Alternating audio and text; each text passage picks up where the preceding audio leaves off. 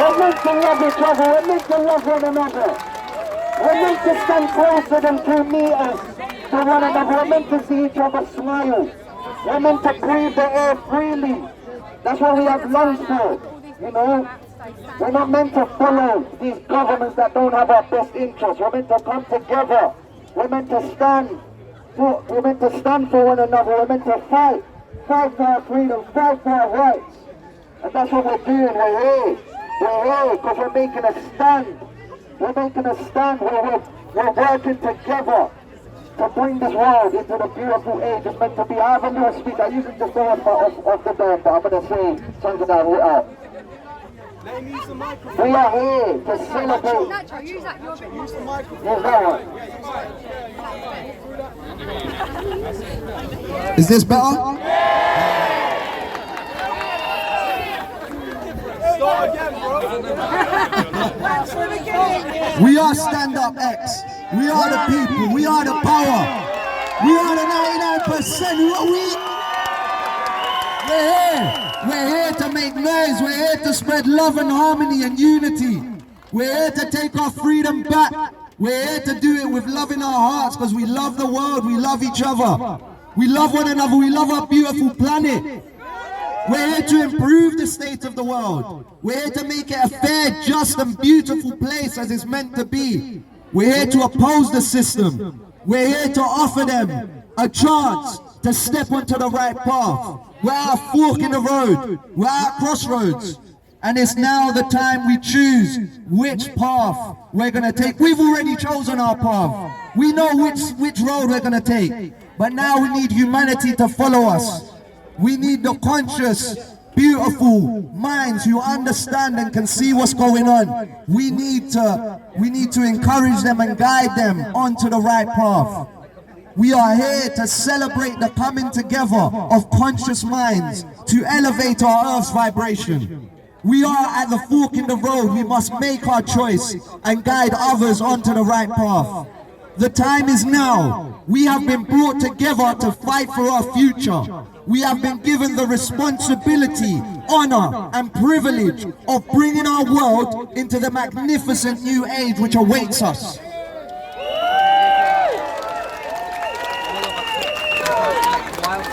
We are the people. We are the power. We are the 99%.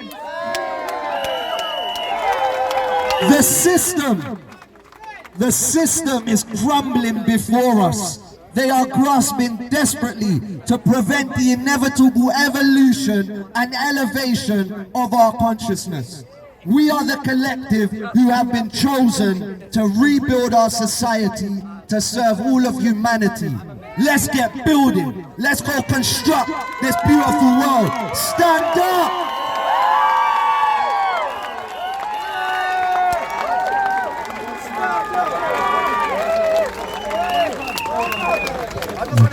We're going to be marching today as well, yeah? We're going to be marching. We're going to go make some noise on these roads.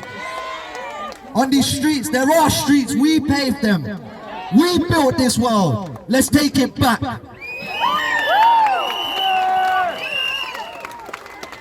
Well done. Well done. Okay. What we got? Yeah, I'll introduce.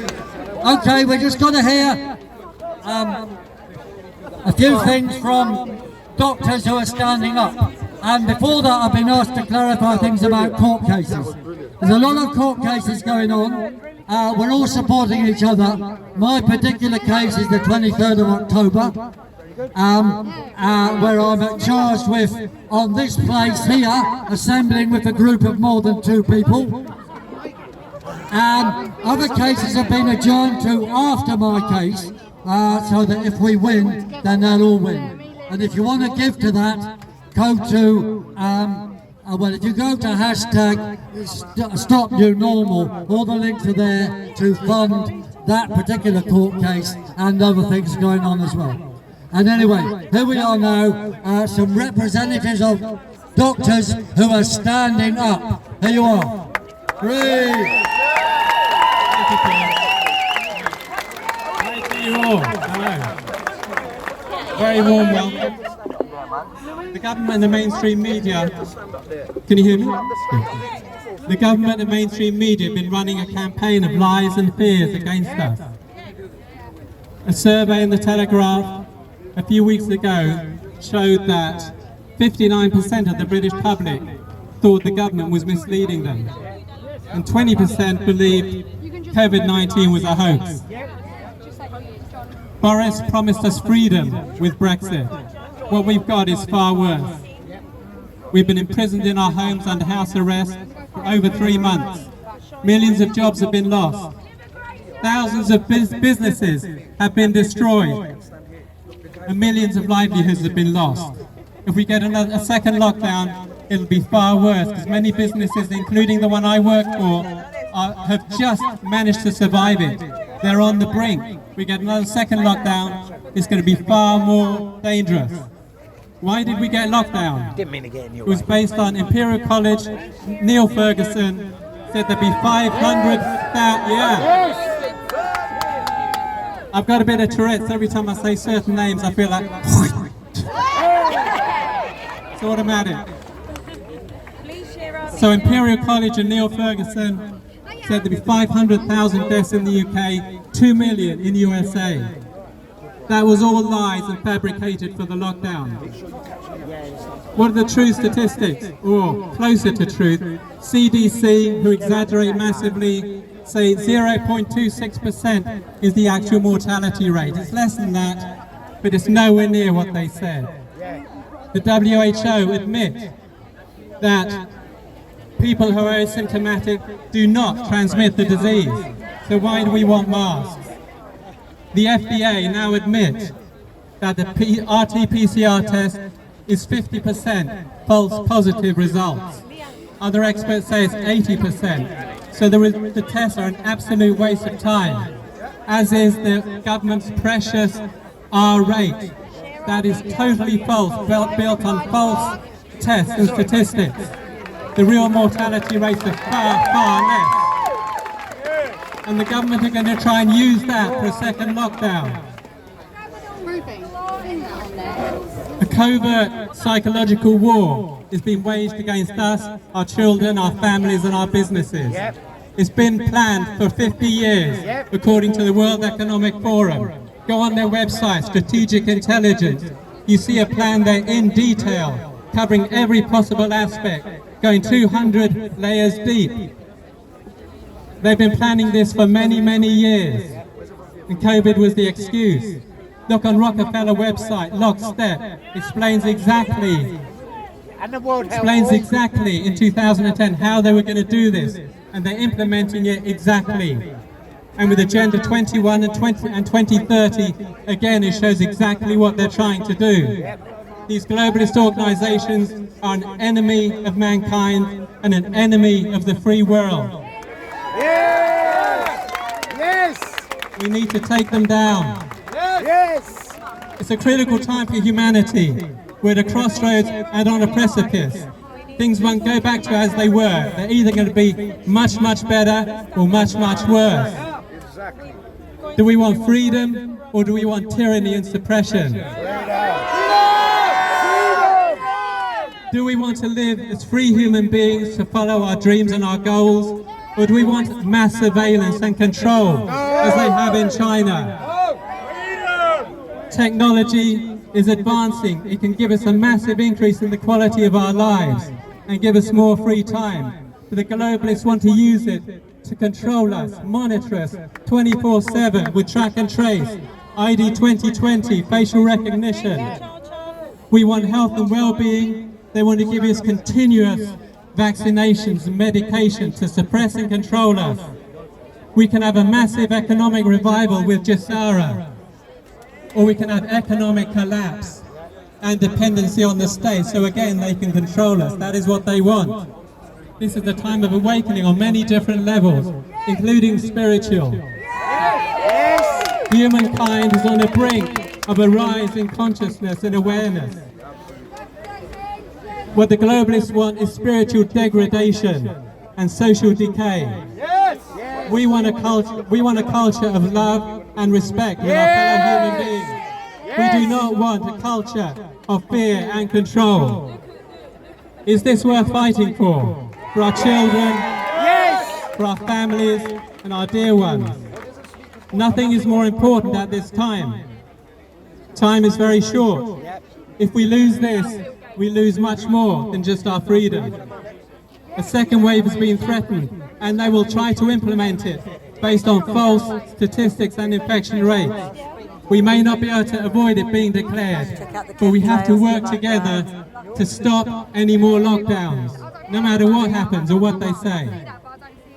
What about herd immunity? How can we achieve herd immunity when we are being in lockdown, hiding, masked, avoiding everybody? It's not possible. They want us to be in lockdown for the next 10 years. That will destroy our economy, destroy our country, destroy the spirit of the people. We cannot allow that. If we do not act, it will be implies that we accept it and we comply. We cannot do that. We have to take a stand and take action. Our freedoms have been taken away, and they will not be given back freely. We have to fight together to get them back.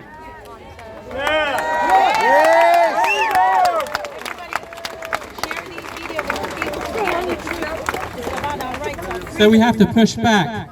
We have a small window of opportunity before the next lockdown. Once we lock down, it's very difficult to even protest. For any of you that came two or 3 months ago, we would come on a protest, and you knew if you spoke, you were going to get arrested.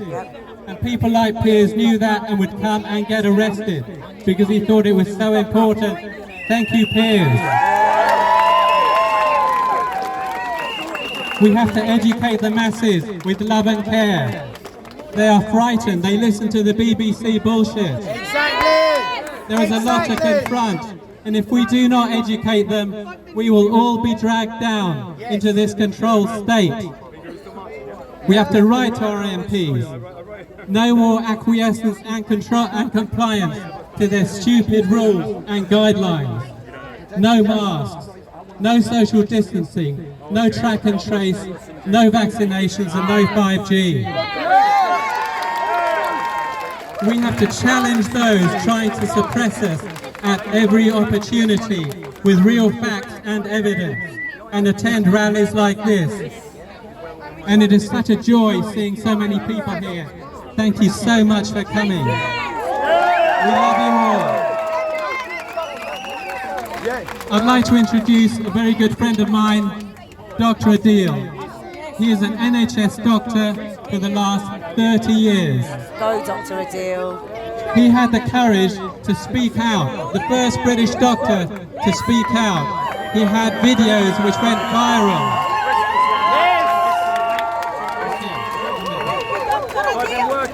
He was called by the GMC because of his videos. They didn't like it. He was telling the truth. They gave him 4 days' notice of a hearing.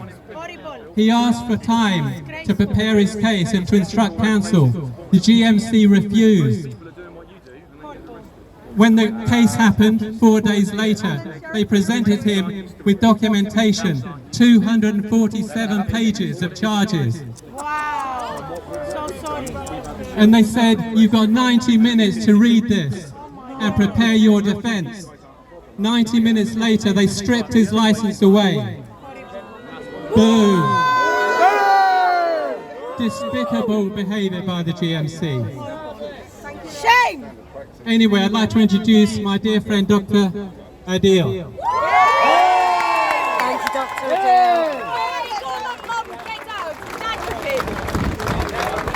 Thank you. We love you all. Listen, you need to listen to this.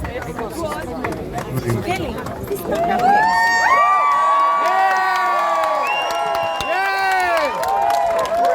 Look at this man. I hope people in the NHS see him and they all start telling the truth. People in the NHS are staying quiet and criminal by their complicit with their silence in this criminal act. Honorable members of the public. Yes. Yes. The freedom fighters. Yes. Yes. The law and order, binding authorities. First of all, I would like to introduce myself. My name is Dr. Mohammed Iqbal Adil. And I have been working for the NHS for the last 30 years in this country. Yes! I am a general surgeon, specialist in colorectal, which is the bowel cancer surgery, and I'm specialist in the breast surgeon in this country. And I have provided my great services for this community and for the NHS system. I'm not only a doctor, I'm a teacher and trainer. I am chairman of 3 international medical organizations. Global Listerine Medical Organization, which is a medical organization belonging to my medical institute in Pakistan, where I graduated from in 1986 and moved to this country in 90 for my higher education, teaching, training, and I successfully qualified my fellowship from Royal College of Surgeons of Edinburgh and Royal College of Surgeons of Ireland. And I'm very proud of that, to be the part of this system. Yes! I'm also chairman of the All Pakistan Medical Association across the world. And also, we have established a World Doctors Alliance. On that platform, we are standing for the rights of the public. We are standing for the health issues. We are standing here for these free-speaking individuals like yourself. I must appreciate all of you and those who have not turned up today for your devotion, your dedication and contribution to create awareness in the public for your basic fundamental rights. Yes! You need to be listened. You need to be listened by the higher authorities. Your voice should not be masked. Your voice should not be stopped by saying something. You have got full right, as we're born free and we'll die free. And that is all way I believe on. I have worked in this community selflessly for 30 years. I had not a single complaint against me, against my career, against my contribution, and I have made a wonderful contact with all the public members by working 30 years, and with the patients, with my colleagues, and my voice has been heard in all the international medical forum, because I have a job of teaching and training. I'm grateful to Pierre Corbin, a friend of mine who's very honorable, and John Carlton, who has invited me to come and speak up what is actually happening and what is the way out. Obviously, you are all here to raise your voice. Your presence is indicator of yourself that what you are here for. I must appreciate that you have come here. Now, coming to the point, as a long-standing contributor for medical education, medical health facilities, relieving pain, protecting public life, removing cancers, treating people, and as a researcher and publicator, I felt my duty to contribute my services in a scientific way to unleash the truth among the public that what's happening. A lot of confusion is going on across the world regarding the coronavirus, the face masks, the social distancing, and the future of vaccination. I will pick one by one. I will explain to you that I raised this voice when I was working in one of the hospitals, where we saw different things which were not practical. And when the lockdown happened on 17th of March, the total services from the hospital were seized off. There was all the investigations and treatment of millions of people who were waiting for that. I've got figures. January 2020, there were 3.5 million people waiting for their investigation and treatment under the NHS. Out of that, there were 780,000 patients. They were on 18 weeks wait rule. I'm talking about January. But now, what happened was, as the lockdown came, by 23rd of March, that actually pushed everything backward, and people were afraid to come to the hospital. And the way Imperial College had dictated their biological, mathematical false data that there will be 8 million people rushing to the hospitals for their treatment, and 500,000 people will die in the United Kingdom, but that was not the case. That was not the case. And this is not the first time that the Imperial College has given this sort of irresponsible figures. But as you can see, in the past, that during the time of mad cow disease, foot and mouth disease, and the chickenpox disease, and influenza viruses, their figures were totally wrong, and I criticize them. And because of that, figures given to the Prime Minister of our country, all the NHS hospitals were shut. There was a special directive I have got in my file, each and every single paper, each and every document I can prove to all the public at any time. They seized off all the hospital facilities for the public. All the public, we are all taxpayers, you are all taxpayers, our parents have been taxpayers, and all our generation will be taxpaying. How can you deprive of people for their basic investigation and their treatment, and a lot of patients who are waiting for their cancer treatment, for their heart problem, and for the investigation for the gastrointestinal problem. See, a lot of figures, see, a lot of patients died because of lack of facilities. Thousands and thousands of people died in nursing home because they were not provided proper treatment. 30,000 people at that time of the March, they were shuffled from the hospital to the nursing home to die there. Had they been in hospital, their life could have been saved. These people were pushed into the nursing home when there was no medical facilities, nobody was going to see them, and they died there and then. I feel so sorry about the relatives and the loved ones who have lost their parents, their brothers, and their close relatives. Not only that, we have been through very difficult situations. Total loss of the economy, devastating effect on the economy. More than 5 million people are jobless in the United Kingdom, and 30 million people in the United States of America. People who are working, they have been deprived of from their job without thinking that their livelihood. Many of them were day-to-day workers, self-employed, and they used to put food on the table for their children, loved ones. How is it possible? How are they going to survive? They have not taken account of that. I don't believe on the furlough job. Not many people had the furlough income. But I feel so sorry for the loss of job, loss of employment, and also the loss of all the industries. Small, medium, and large-scale industries has been collapsed. You go on the airports, they're like ghost house. No flights going in and out. Just recently started, but there's still a lockdown period, and it's getting worse. Another wave is coming up. I don't believe there's going to be another wave. If there was not a first wave, it's going to be the second wave. By the way, I don't believe on the second wave.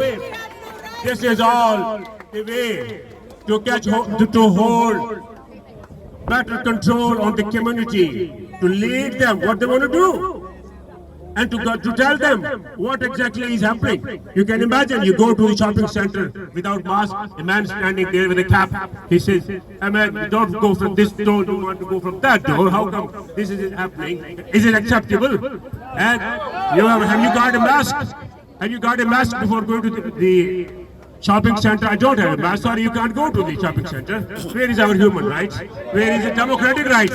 Britain is famous and I'm very proud of being British myself. And my children, obviously, they were all born here, they are trained here, and I'm part of this system. I'm not different from you guys.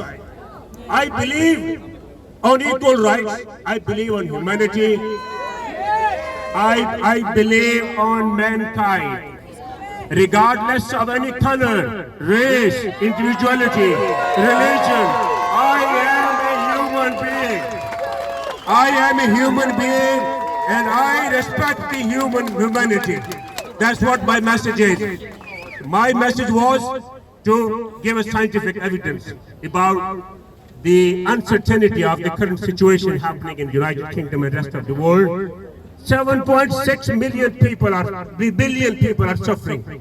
1.8 billion students have lost their studies. They are sitting at home. That has created a lot of anxiety, stress, and domestic violence, alcoholism, and also a lot of problem has erupted, which is unbelievable. We are here to stand up and demand for our basic rights.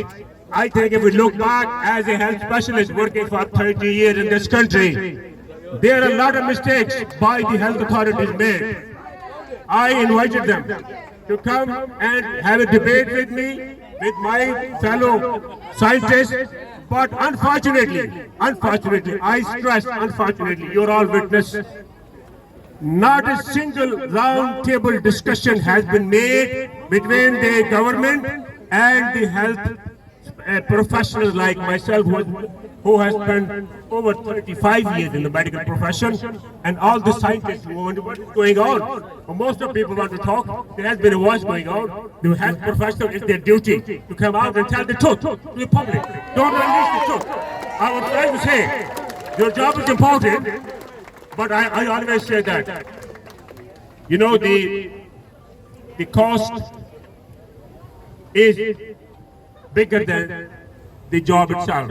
The cost of standing for the humanity, we have to pay. We're all paying, you all are paying. I have been summoned by the GMC because I spoke what I'm saying. I spoke the truth. Many of you might have seen my videos on the YouTube. I was summoned without any further indication before, just a few weeks ago. And what GMC did, they asked me to appear in the interim order tribunal, which usually is the last stage when they want to struck somebody from the Journal Medical Register. So I got a letter on one sunny morning, that was a weekend, and GMC told me, that's my regulatory body, I respect with core of my heart.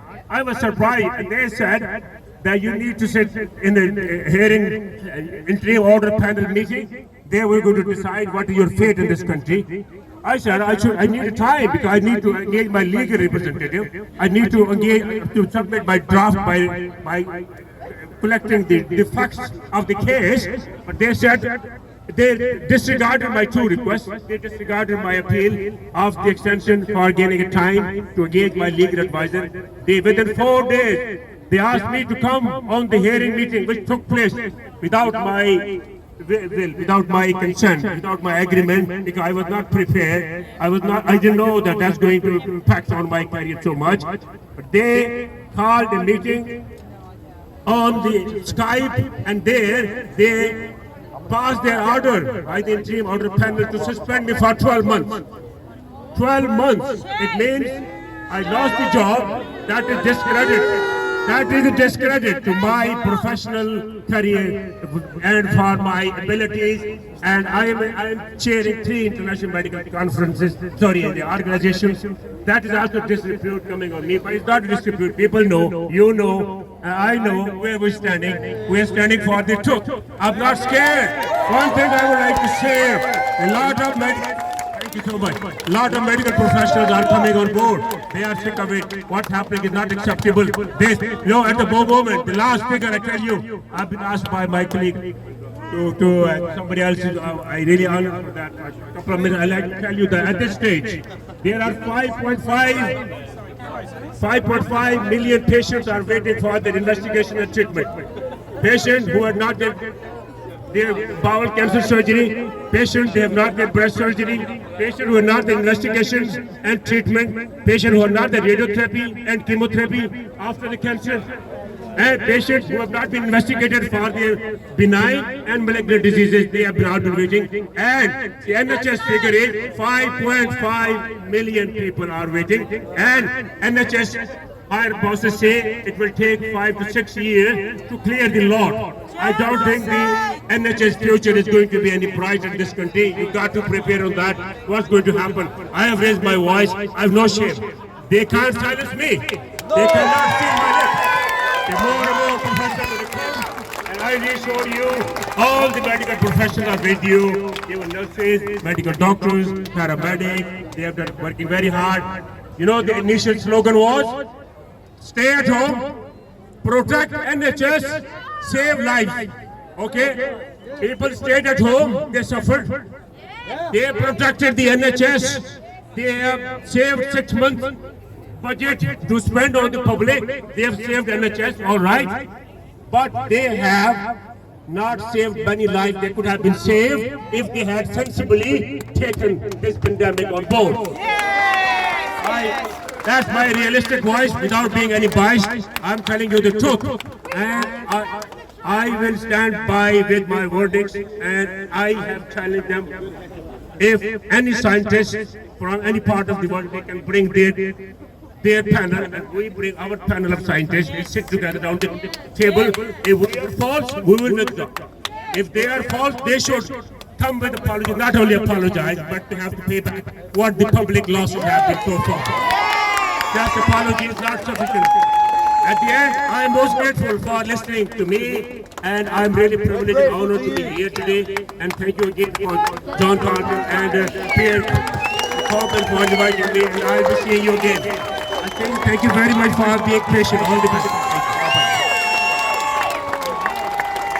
Well done, well done, well done. And then we have the next one.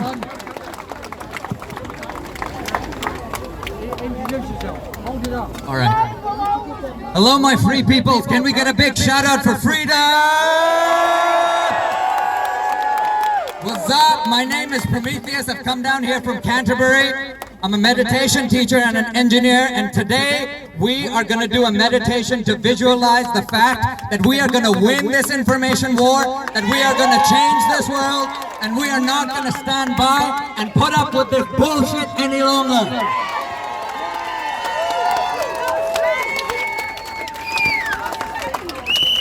This is the big advantage we have over the authorities. I am an engineer, so I'm interested in solving this problem. I don't want to just talk about this problem, and today, each and every one of you are going to be part of this solution, and we can do this solution every day, and we can literally change the physics of reality together.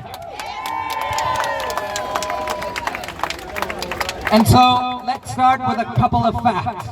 All right? Fact number one, Institute of Noetic Sciences, the double slit experiment, was done with Zen meditators, and they were able to collapse the wave function by purely meditating. Not my words, look up the Institute of Noetic Sciences, this has been done.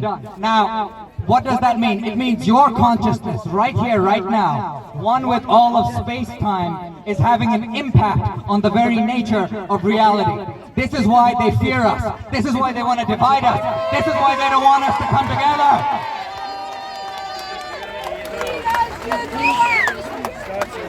And we're not having it. We're not having it. We're done. We're done with this bullshit. And so what we're going to do in a few minutes is we're going to slow down the energy. We've been very yang today. We're going to go a little bit yin, right? We're going to close our eyes, and we're going to just drop into our breath and visualize a new reality. Fact number two that I want to tell you, the Pentagon just announced a few days ago that they have vehicles not made of this world. That is huge. All right? That means we are likely not alone in this universe. There has been many, many whistleblowers who have come out of this state. Many have died, just like the NHS whistleblowers, just like many people who have risked their lives to tell this truth. I know this is challenging many of your worldviews, but it is essential that we realize that we are not alone in this universe. And so, what we can do is we can now give this message out from Hyde Park to the rest of the world, to Australia, to Japan, to China, everywhere, that here from Hyde Park in London, we are standing up to this medical tyranny. We are not putting up with this bullshit any longer, and we are going to change humanity for the better.